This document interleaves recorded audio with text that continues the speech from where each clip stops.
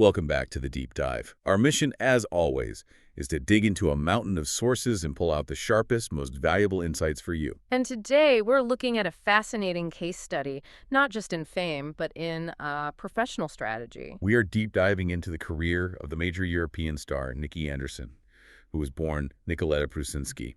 We're looking at her explosive entry, her superstardom, and her very deliberate exit. Exactly. It's that deliberate exit that's particularly interesting. But let's start at the beginning. Okay, and right out of the gate, there's a problem.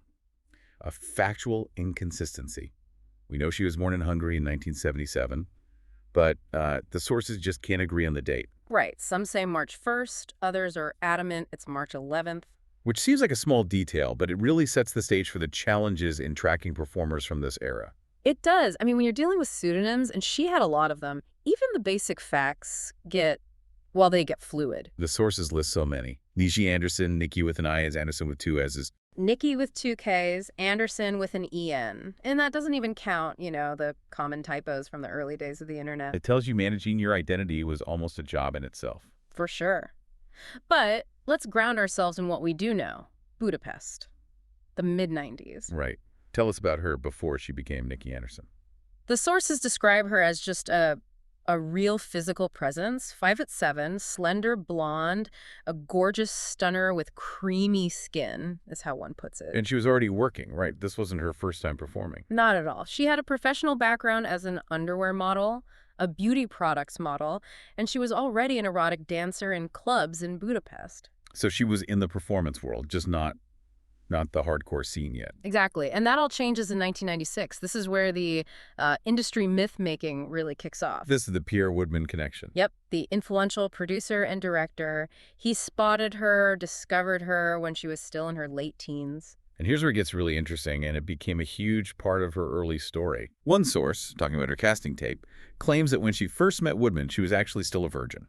And whether that's fact or, promotional fiction, it definitely created a narrative.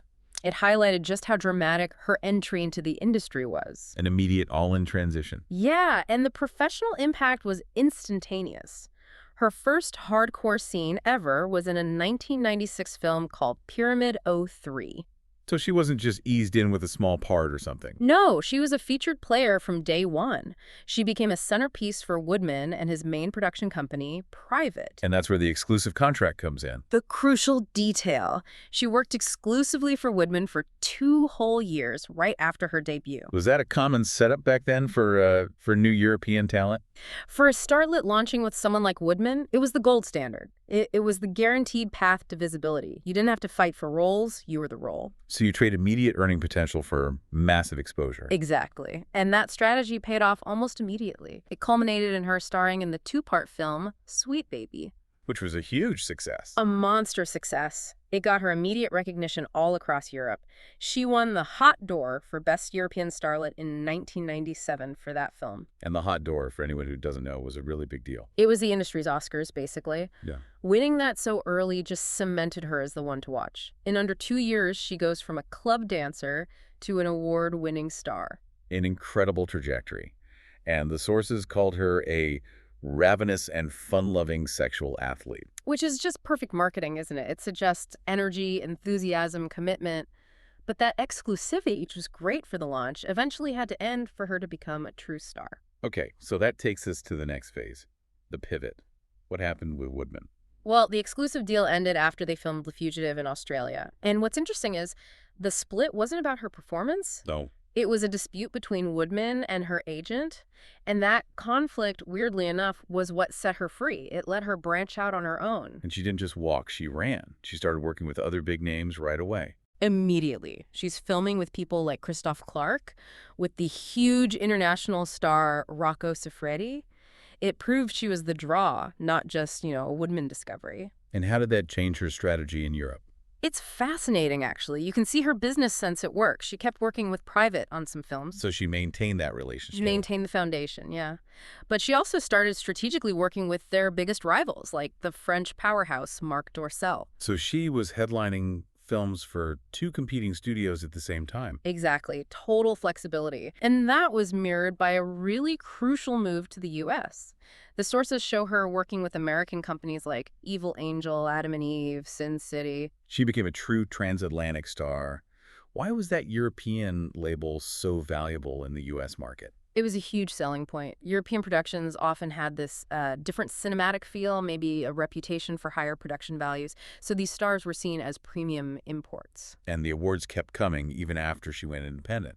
Oh, yeah. They confirmed her A-list status. She won her second Hot Door in 1999, but this time for Best European Actress. And then came the mainstream crossover. The Penthouse Pet of the Month for May 2000. So you have this trifecta of honors.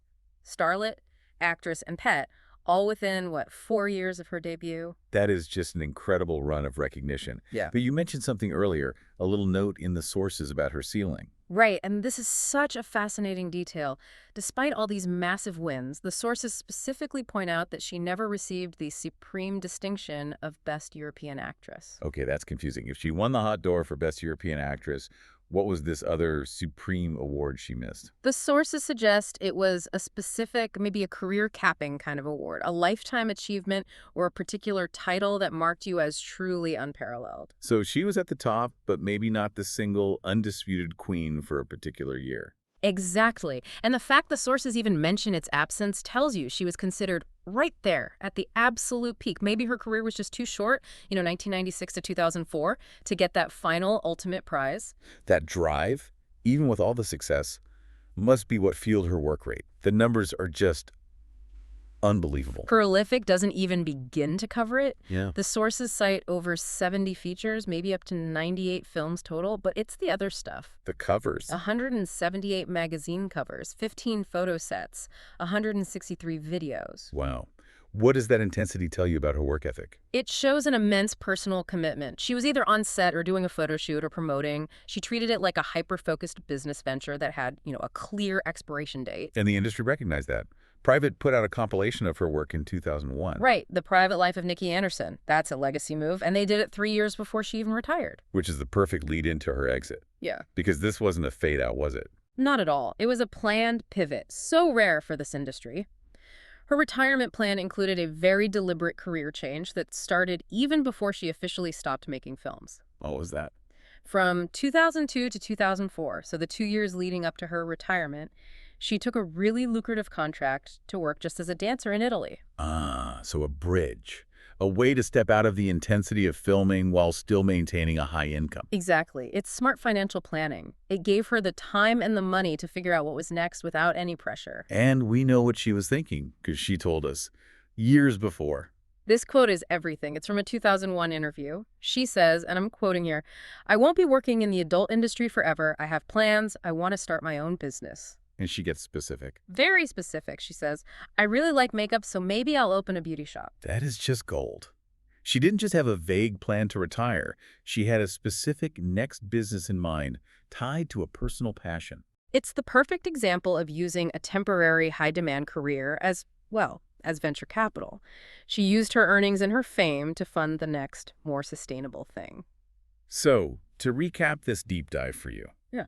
We've traced this incredibly rapid ascent, from a model and dancer in Budapest to an award-winning international brand in under 5 years. An ascent powered by a smart, exclusive contract at the start, followed by a fierce independent run where she mastered both the European and American markets. And then instead of burning out, she executes this perfectly planned exit. She uses a 2-year dancing contract as a financial bridge.